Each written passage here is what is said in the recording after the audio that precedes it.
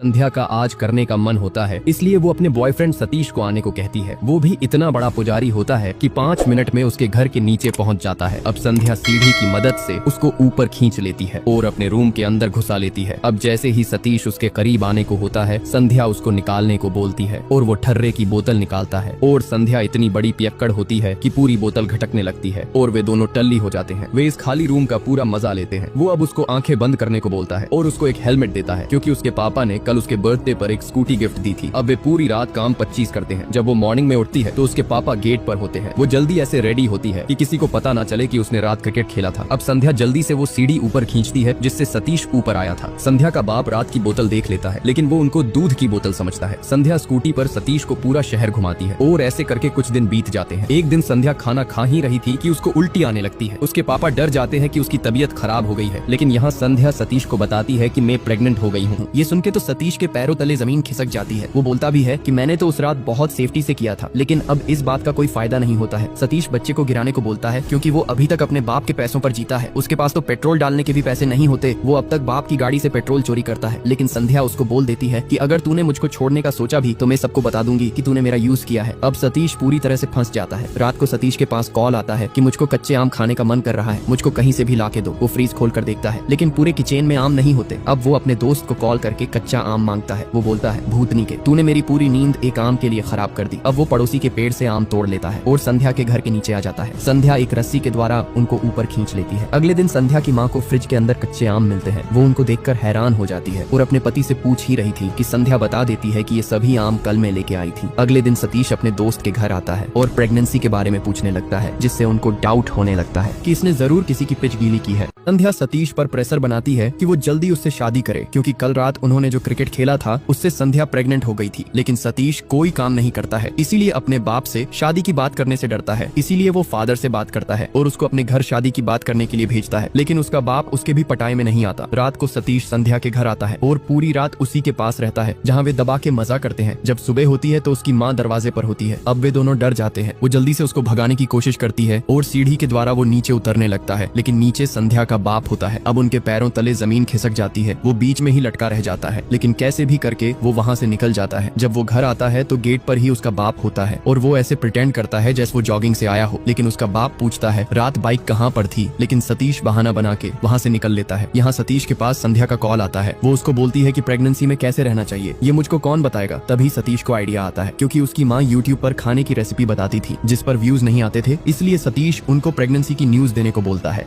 इसलिए सतीश थोड़ा डिप्रेशन में रहने लगता है। सतीश संध्या को समझाता है कि मेरी अभी कोई जॉब भी नहीं लगी है, मैं अपने पापा के टुकड़ों पर जीता हूँ, मैं अभी बच्चे की जिम्मेदारी नहीं उठा सकता। संध्या उससे बहुत प्यार करती थी, इसलिए संध्या उसकी बात मान लेती है। अगले दिन वो हॉस्पिटल आता है, लेकिन संध्या कॉल करके अबॉर्शन के लिए मना कर देती है। इसलिए सतीश सैड रहने लगता है। उसको कुछ समझ नहीं आता कि वो आगे क्या करेगा। इसलिए सतीश को ना चाहते हुए भी जॉब ढूंढनी पड़ती है और उसको एक जॉब मिल भी जाती है, जिससे उसके दिन अच्छे होने लगते हैं। वो एक कार भी खरीद लेता है और उनके जीवन में सब ठीक हो गया था। एक दिन सतीश संध्या के घर आता है और उसके पापा से मिलता है और उनको बताता है कि एक रात संध्या ने मुझको घर बुलाया था और हमसे एक भूल हो गई थी, जिससे संध्या प्रेग्नेंट हो गई है और मैं उससे शादी करना चाहता हूँ। लेकिन ये बात सुनकर वे हैरान हो जाते हैं, क्योंकि संध्या तो कभी माँ बन ही नहीं सकती। दरअसल बचपन में उसको पीरियड होते ही नहीं थे, इसलिए वो झूठ दर्द का नाटक करती थी और कपड़ों पर साए गिरा लिया करती थी और हम भी उसके झूठ में उसका साथ दिया करते थे। और वो अस्यूम करती थी कि मैं सभी लड़कियों की तरह बिल्कुल नॉर्मल हूँ। वो बचपन से इमेजिनेशन में ही जी रही है।